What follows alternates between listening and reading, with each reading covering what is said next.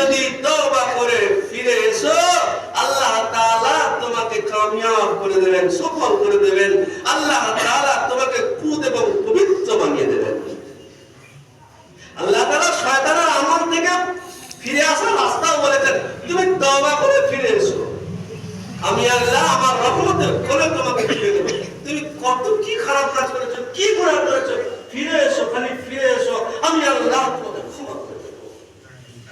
আমার ভাইরা যারা এখন অভ্যস্ত আছি, আমি তো দেখি, দু চোখে দেখি, কিছু বলি না, বলতে পারি না। আমি যদি সেখানে বলতে যাই আমাকে ছড়ি দেবে। আমি বলছি না এমন কোনো গুনাহ নাই, বলতে পারবো না, কোনো হুজুর চলবে না। তুমি যদি রাস্তাঘাটে কোনো হুজুর যদি বলে এই কি মদ খেয়েছিস কেন, চড়ে দেবে। সেখানে হুজুর চলে, হুজুর কি চলবে না। কি বলবো, দেখি চোখটা ছলছল করে, দুঃখে কেঁদে ফেলি। হায় রে, তুই তোর জবানে তো কলেমা পড়েছিস রে।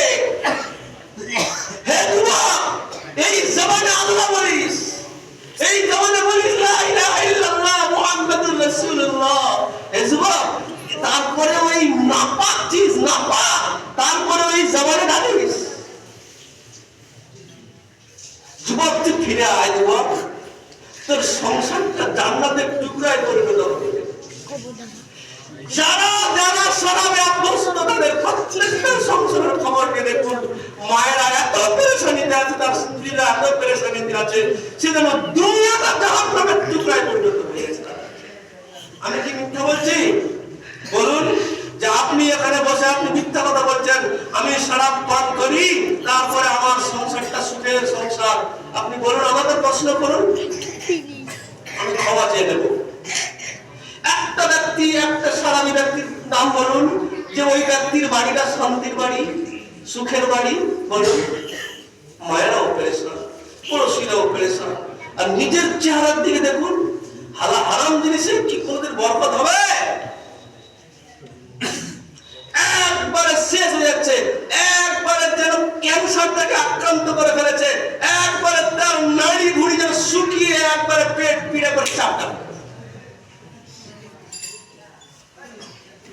ওই জিনিসটা ছেড়ে দাও ভাই, শোনো ভাই, থাকবো ভাই ইনশাআল্লাহ।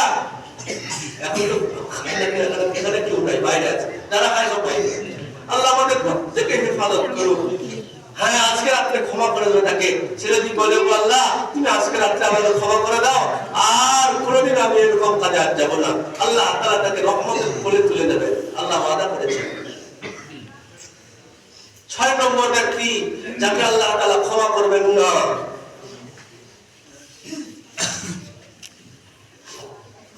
মা বাপের অবাধ্য সন্তান,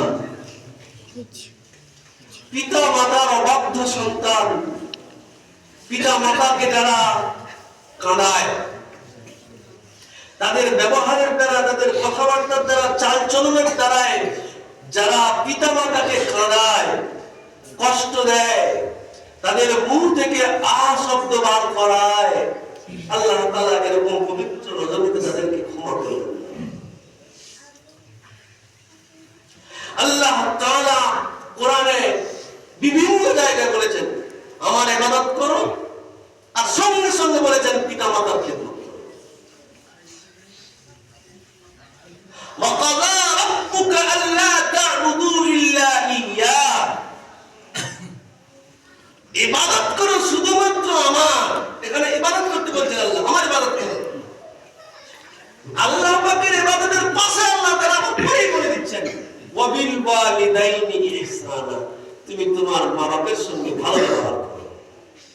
যেখানে আল্লাহ ইবাদতের কথা, নিজের ইবাদতের কথা বলেছেন, তার পাশেই মা বাবার সম্মান করতে বলেছেন। যেখানে আল্লাহ ইবাদত করছে, আল্লাহ নিজে বলছেন আমি বলছি আমার ইবাদত করো, তার পাশে কিন্তু মা বাবার নাম দিয়েছেন, তোমার মা বাবার সম্মান করো।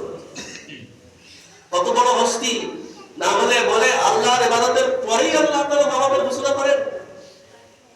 আল্লাহর নবী সাল্লাল্লাহু আলাইহি ওয়াসাল্লাম বলেন তোমার মায়ের পায়ের তলায় তোমার জান্নাত,